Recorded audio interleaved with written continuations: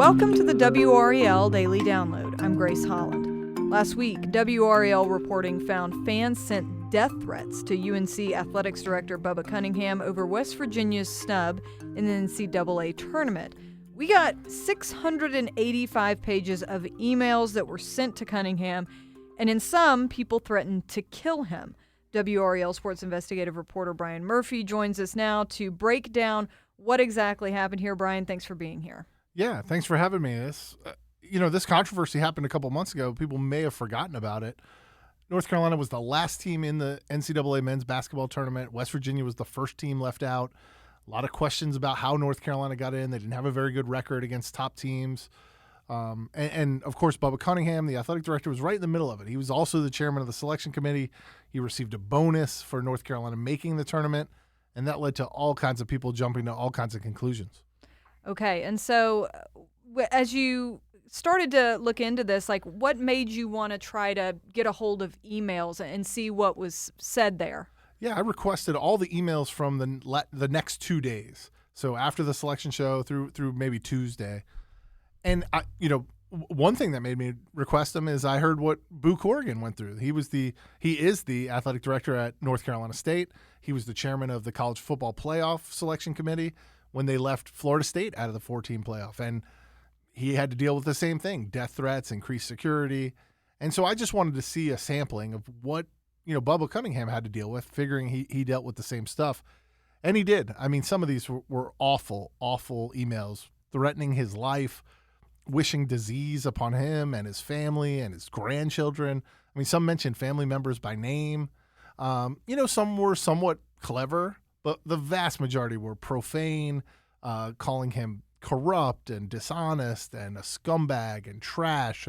And those are just the ones I can say because so many of them contain so many curse words. Right, yeah. And, is there like a specific threat that obviously is podcast safe that stood out to you the most? Yeah, there was one that threatened to come to Chapel Hill and slit his throat.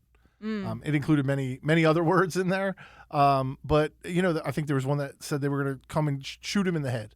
I mean, this is over a basketball tournament. I get it. There's passionate sports fans. But so specific. Right. Very specific and very, so threatening. And it's one thing to say, hey, you're a loser. Why did you let your team in? It's a whole other one to threaten violence against someone who is a public figure.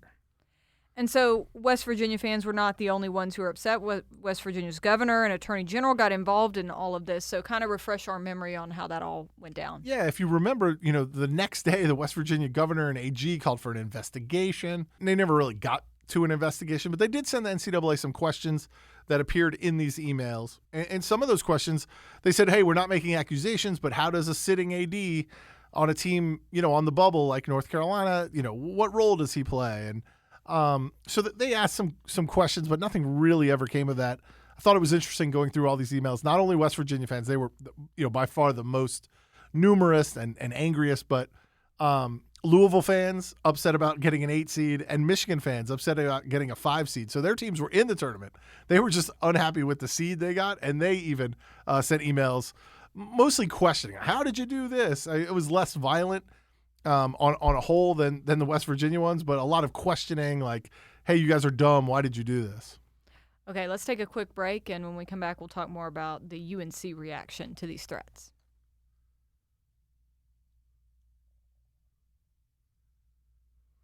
Brian, before the break, you were kind of refreshing our memory on all this drama that went on after Selection Sunday. And you talked about, some of these emails were so threatening. Some of them were just questioning, how did you guys get this seed and all that. Did Cunningham respond to any of this that you saw? No, he didn't respond to any of the negative comments. And he hasn't spoken publicly about this at all. I mean, there's, what's the value in talking about it? I mean, it just stirs people up again. You may get another series of angry emails. And so there's not really anything that could be done at this point. He did respond to a couple of people who sent positive ones, right? Some people, judging by the emails that he knew, said, hey, keep your chin up. You did a great job. People don't know you like I know you. You have great ethics. I thought one of the most revealing ones was he responded to one of them and said, talked about the situation and then concluded his email by saying, "Don't think I'll be vacationing in West Virginia anytime soon." So, through it all, I think he was able to keep a positive outlook, but there were some very serious threats in there, and there was talk throughout the series of emails. Some of those threats got forwarded to the NCAA. They talked about increased security. There was a women's basketball event happening on campus. They talked about increased security at that event, which I believe West Virginia was playing in. They were in that regional. So there were a lot of issues, but, thankfully nothing happened, at least to the best of our knowledge. No serious threat actually took place. Okay. And what was UNC's reaction to these threats beyond, keeping that security tight? Yeah, there was some talk in the emails about what kind of information can we remove from the web. Obviously there was public information out there about Bubba Cunningham, about his family. They reference his family by name in some of these emails. And, you can look up people's voter registration. You can look up where they live. I mean, there's a lot of information you can get online if you're anybody, but particularly if you're deranged and you're trying to harm somebody. So there was talk about possibly removing some of that information from online. And then also, if you look at North Carolina's bios, Bubba Cunningham's family is listed by name in there. Oh, he's married to such and such. They have, these kids and these grandchildren. And there was some conversation about, should we remove that kind of information from our online bios because, then it's available for everybody to see.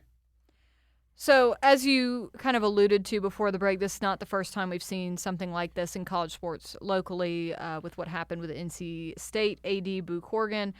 Can you share more about that? And, is this part of any kind of concerning pattern? Yeah, I think it's definitely a concerning pattern. Like these jobs, the one that Boo had and the one that Bubba had, these are like what athletic directors aspire to. Like to be the chairman of the men's basketball committee is a huge honor. It's a lot of work. It's a ton of work, but it's also a huge honor. It means you've been elevated by your peers. Same thing with Boo Corrigan and leading the college football playoff committee. But if you're going to lead these committees and you're going to make a decision that may be unpopular with a certain fan base and you're going to get harassed like this, like, is it worth it? I mean, how much you're not really getting paid extra for doing this work. It's just considered part of your AD duties. But is it really worth it? Is it worth the time, the effort, the time away from your family, only when you make your decision to be harassed and threatened and possibly have to have security outside your home and stuff like that? Right. And you talked about the way that UNC stepped up security in this case. So do we know whether it's still being investigated or whether there's anything moving forward that might change? Yeah, I think the NCAA is looking into what they can do. This has come up in other venues too, right? College athletes have been harassed online over sports betting. They've been harassed over online when they lose games. Certainly coaches and whatever don't have the same social media presence. And so that those threats aren't coming that way, but they are coming through email as we saw. And so, I mean, this is a real issue, probably a societal issue more than an NCAA issue. But these are very public figures, and the ways to get in touch with them are very public as well. And so I think this is something the NCAA is probably going to have to address. Okay, well, we'll keep an eye on it. Thank you so much, Brian. And thank you for listening to the WRAL Daily Download and for making us part of your morning routine. Another great way to get WRAL news is the Morning Briefing newsletter. That's a daily email with Triangle news, events, and headlines to help you get ready for the day. Sign up at WRAL.com/newsletter.